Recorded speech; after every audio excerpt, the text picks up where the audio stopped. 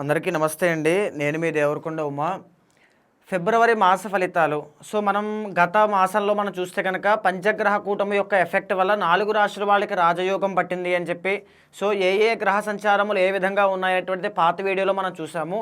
అయితే ఫిబ్రవరి మాసానికి వచ్చేసరికి ఏ విధంగా ఉందో మనం చూస్తే కనుక ఫిబ్రవరి మాసంలో 13వ తారీఖున రవిగ్రహ సంచారం ఏదైతే మకర సంక్రాంతి రోజు రవి మకరంలోకి వెళ్ళారో ఫిబ్రవరి 13వ తారీఖున కుంభరాశిలోకి ప్రవేశించబోతూ ఉన్నారు. ఫిబ్రవరి 4వ తారీఖున బుధగ్రహ సంచారము కుంభరాశిలోకి ప్రవేశిస్తోంది. 6వ తారీఖున శుక్రగ్రహ సంచారము కుంభరాశిలోకి ప్రవేశిస్తోంది. 23వ తారీఖున కుజగ్రహ సంచారం అనేటువంటిది కుంభరాశిలోకి ప్రవేశించడం జరగబోతోంది. ఇకపోతే మిగతా దీర్ఘ సంచారిత గ్రహాలు అనేటువంటి గురుడు వక్రగతిలో మిథున రాశిలోని సంచారం చేయడం, సింహరాశిలో కేతు సంచారం చేయడం, కుంభరాశిలో ఆల్రెడీ రాహు సంచారం చేస్తుండడం, మీనరాశిలో శనిగ్రహ సంచారము అనేటువంటిది నడుస్తుంది. అయితే ఈ యొక్క గ్రహ సంచారముల ఆధారంగా ఫిబ్రవరి మాసంలో ద్వాదశ రాశుల వాళ్ళకి ఏ గ్రహాలు అనుకూలిస్తున్నాయి, ఎన్ని గ్రహాలు అనుకూలిస్తున్నాయి, వాళ్ళు ఏ విషయంలో జాగ్రత్తగా ఉండాలి, ఏ రెమెడీస్ అనేటువంటివి చేసుకోవాలో మనం చూస్తే కనుక మరి కర్కాటక రాశి వాళ్ళకి ద్వాదశ రాశుల్లో ఈ యొక్క ఫిబ్రవరి మాసంలో ఏ విధంగా ఉంది, ఫిబ్రవరి మాస ఫలితాలు ఏ విధంగా ఉన్నాయి, ఎక్కడెక్కడ జాగ్రత్తగా ఉండాలి అని మనం చూస్తే కనుక కర్కాటక రాశి వాళ్ళకి 2 ప్లానెట్స్ మాత్రమే అనుకూలంగా ఉన్నాయండి. అవి ఏంటి అంటే బుధ and Shukra. 7th and 8th హౌసెస్లో బుధగ్రహ సంచారము, 8th హౌస్లో శుక్రగ్రహ సంచారము అనుకూలంగా ఉంది. ఇక్కడ ఏంటి అంటే కర్కాటక రాశి వాళ్ళకి దీర్ఘ సంచారిత గ్రహాలైనటువంటి గురువు కానీ, శని కానీ, రాహు కానీ, కేతు కానీ 4 కూడా అనుకూలంగా లేవండి. ఆల్రెడీ ఒక ఇన్ఫర్మేషన్ నేను ఒక వీడియోలో ఇచ్చాను. ఈ 4 అనుకూలంగా లేవు కాబట్టి ఈ స్మాల్ ట్రాన్సిట్స్ ఏవైతే జరుగుతూ ఉంటాయో నార్మల్ గ్రహాలు వీటి మీద ఆధారపడుతూ ముందుకు వెళ్ళాలి పాజిటివిటీ కోసం. ఇక్కడ వాటిల్లో కూడా 2 ప్లానెట్స్ మాత్రమే అనుకూలంగా ఉన్నాయి. అవి ఏంటి అంటే బుధ అండ్ శుక్ర. ఇక్కడ ఏంటంటే కర్కాటక రాశి వాళ్ళకి 12వ స్థానంలో గురువు అనేటువంటి ఆయన ఉండడం వల్ల, ఆయన వక్రగతిలో ఉండడం వల్ల లాభం మీద ప్రభావితం అయినప్పటికీ కూడా చాలా వరకు ఖర్చులు అనేటువంటివి పెరుగుతాయి.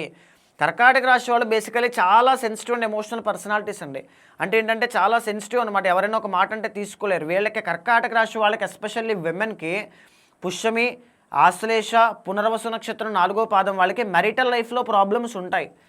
చాలా వరకు నేను క్యారెక్టరిస్టిక్స్ మళ్ళీ ఒక వీడియోలో చెప్పే ప్రయత్నం చేస్తాను. కానీ విమెన్కి ఖచ్చితంగా ప్రాబ్లం అనేటువంటిది కనబడుతుంది.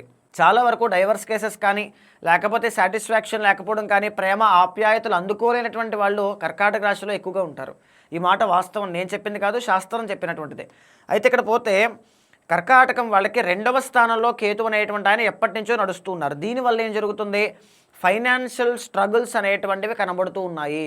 కష్టపడతారు, చాకరీ చేస్తారు, కానీ రికగ్నైజేషన్ రాదు, పేరు రాదు, డబ్బు అనేటువంటిది నిలబడదు, కెరీర్లో సాటిస్ఫాక్షన్ అనేటువంటిది కనబడదు.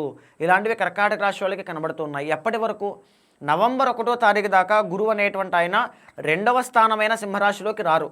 అప్పటి వరకు కూడా మీకు ఆ ప్రాబ్లం ఉంటుంది.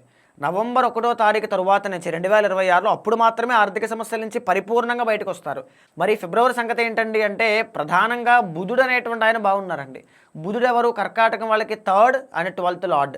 విదేశాలు ఎవరైనా వెళ్ళాలి అనుకుంటే, వ్యాపారం చేయాలి అనుకుంటే, లేకపోతే విద్యార్థులు ఎవరైనా ఉంటే, లేకపోతే అకౌంటెంట్స్ కానీ, కమ్యూనికేషన్ డిపార్ట్మెంట్ కానీ, ఇలాంటి వాళ్ళు దీంట్లో ఎవరైనా ఉంటే వాళ్ళకి బాగుంటుంది. ఇన్ ద సెన్స్ ఏంటి అంటే కొంచెం ఉపశమనం అనేటువంటిది కనబడుతుంది. ఎందుకంటే బుధుడు అనేటువంటి ఆయన 3rd అండ్ 12th లార్డే, కానీ శుభుడు మాత్రం కాదు కాబట్టి ఖచ్చితంగా ఉపశమనం ఉంటుంది. 7th అండ్ 8th హౌసెస్ కాబట్టి బిజినెస్లో గ్రోత్ అనేటువంటిది కనబడుతుంది. అష్టమంలో శుక్రగ్రహ సంచారం అనుకూలంగా ఉంది. 4th lord, 4th and 11th lord అనమాట. ఎవరైనా ప్రాపర్టీస్ కొనాలి అనుకున్నా, లేకపోతే ఇంట్లో ప్రాబ్లమ్స్ ఎక్కువగా ఉన్నాయి, మా మదర్తో ప్రాబ్లం ఎక్కువగా ఉంది, అత్తగారితో ప్రాబ్లం ఎక్కువగా ఉంది, శుక్రుడు అంటే అత్తగారు కాబట్టి, అలాంటివి ఏమైనా ఉంటే ఈ మాసంలో 6వ తారీఖు తర్వాత కొంచెం అవి సార్ట్ అవుట్ అవ్వచ్చు. కొంచెం మీకు ప్రశాంతత అనేటువంటిది లభించవచ్చు.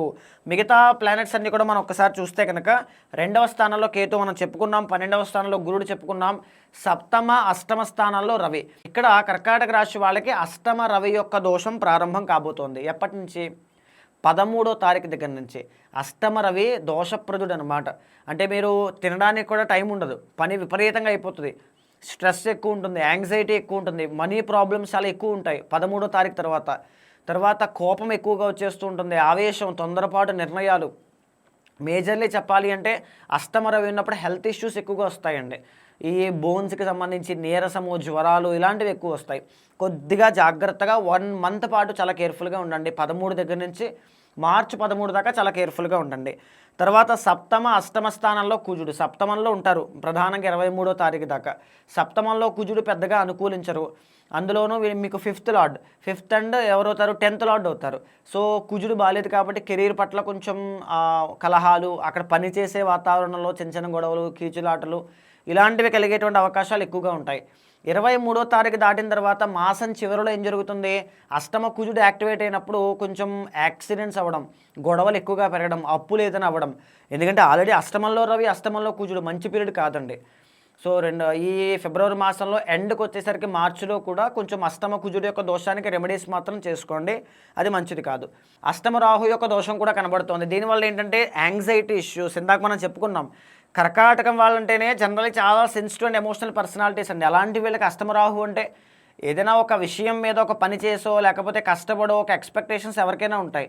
ఆ ఎక్స్పెక్టేషన్స్ రీచ్ అయినప్పుడు చాలా తీవ్రమైన దిగ్భ్రాంతి, డిసప్పాయింట్మెంట్, డిస్కరేజ్మెంట్ ఇలాంటివి ఎక్కువగా ఉంటాయి. పైగా నిద్ర పట్టదు, ఏంటి నా జీవితం ఏంటి ఒక ఇలాంటి భావనలు కలుగుతూ ఉంటాయన్నమాట. సో అష్టమరాహు యొక్క దోషానికి కూడా పరిహారాలు అవసరమే. తర్వాత భాగ్యంలో శని, ఈయన బాగున్నారండి, మిశ్రమంగా ఉన్నారు. అంటే అర్ధశుభుడు అర్ధపాపి అని చెప్పుకోవచ్చు. పెద్దగా భాగ్యస్థానంలో ఉన్న శని అయితే ప్రాబ్లం ఏమీ కాదు, మీ కష్టానికి తగిన ప్రతిఫలాన్ని అయితే ఇస్తారు. సో ఓవరాల్గా కర్కాటక రాశి వాళ్ళకి ఫిబ్రవరి మాసంలో ఫస్ట్ హాఫ్ కంటే సెకండ్ హాఫ్ కాస్త ఇబ్బందికరం, దోషకరం, ప్రమాదకరం అని చెప్పచ్చు. ఖచ్చితంగా చాలా చాలా కేర్ఫుల్గా ఉండండి. రెమెడీస్ ఏంటి అంటే సుబ్రహ్మణ్య ఆరాధన ఎక్కువగా చేయండి, నవగ్రహ శ్లోకాలు చదవండి, నవగ్రహాల చుట్టూ ప్రదక్షిణ చేయండి, స్ఫటిక శివలింగానికి అభిషేకం చేయండి. ఇలాంటివి చిన్న చిన్నవి చేసుకోండి, చాలా బాగుంటుంది. ఈ ఫిబ్రవరి మాసంలో 15వ తారీఖు వస్తుంది, దాన్ని సద్వినియోగం చేసుకోండి. మహాశివరాత్రి పర్వదినం చాలా మంచిది. సో ఈ ఫిబ్రవరి మాసంలో ఈ యొక్క శని యొక్క ప్రభావం కానీ, గ్రహాల యొక్క స్టేటస్ బాగాలేకపోవడం కానీ ఇలాంటి విషయాల నుంచి బయటికి రావడానికి ఫిబ్రవరి 15వ తారీఖున మహాశివరాత్రి పర్వదినం రోజున సాయంత్రం మొదలుకొని రాత్రి జాగరణతో పాటుగా స్వామివారికి మహన్యాసపూర్వక ఏకాదశ రుద్రాభిషేకాలు, లక్ష బిల్వార్చన, మీ ఇంట్లో ధన ధాన్య అభివృద్ధి చెందడానికి, అంటే తినడానికి ఉండడానికి లోటు ఉండకుండా, ఏది కూడా ప్రాబ్లం లేకుండా లక్ష్మీ గణపతి హోమము, దృష్టి ప్రభావం కానీ, నరఘోష కానీ, శత్రుపీడ కానీ లేకపోతే ఏ ప్రాబ్లం, నాగదోషాలు ఏమైనా ఉన్నా వాటి నుంచి బయటికి రావడానికి సుదర్శన హోమము, అఖండమైనటువంటి ధన సంపదలు కురవడానికి కమలాత్మిక హోమము, మీరున్నటువంటి స్థితి నుంచి ఉన్నతమైన స్థాయికి వెళ్ళడానికి రాజశ్యామల హోమము, శ్రీరుద్ర హోమము అన్నీ కూడా మహాశివరాత్రి పర్వదినం రోజు నిర్వహిస్తున్నానండి.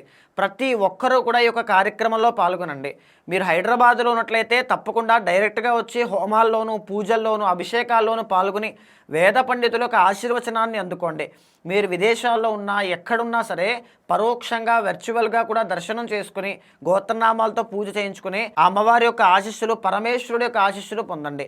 2026 అనేటువంటిది మహాశివరాత్రి పర్వదినము తరువాత ఈ పూజలో పాల్గొన్న తర్వాత ఏ సమస్య ఉన్నా ఖచ్చితంగా దాని నుంచి బయటకు వస్తారు. ఆ వివరాలన్నీ కూడా మీకు కింద కనిపించిన నెంబర్కి కాల్ చేస్తే మా వాళ్ళు మీకు పూర్తి వివరాలు అందిస్తారు. తప్పకుండా ఈ అవకాశాన్ని సద్వినియోగం చేసుకోండి.